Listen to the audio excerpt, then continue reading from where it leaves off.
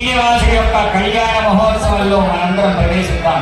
స్వామి పట్టుబట్టలు కట్టి శిరస్నానం చేసి మేము ఇక్కడికి వచ్చాం కదా, ఇక గోవిందనామంతో మాకు పనేమిటి అని అనుకోవచ్చు మీరందరూ.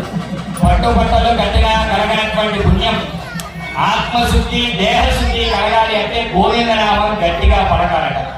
తద్వారా ఆ మనసులో ఆ నామం చొరబడి మనసులో ఉన్న ఆలోచనలన్నింటినీ కూడా పోగొట్టి కలియుగంలో నారాయణ నారాయణ నారాయణ అనేటువంటి మంత్రం ఎంతో పునీతమైనటువంటిది, మోక్షాన్ని ప్రసాదించేటువంటిది. సకల ఐశ్వర్యాలకు మొదలు ఆ పంచాక్షరి మంత్రం.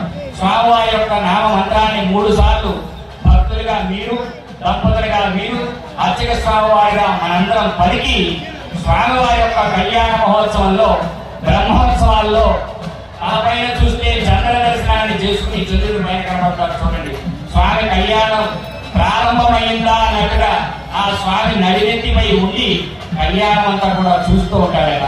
అందుకని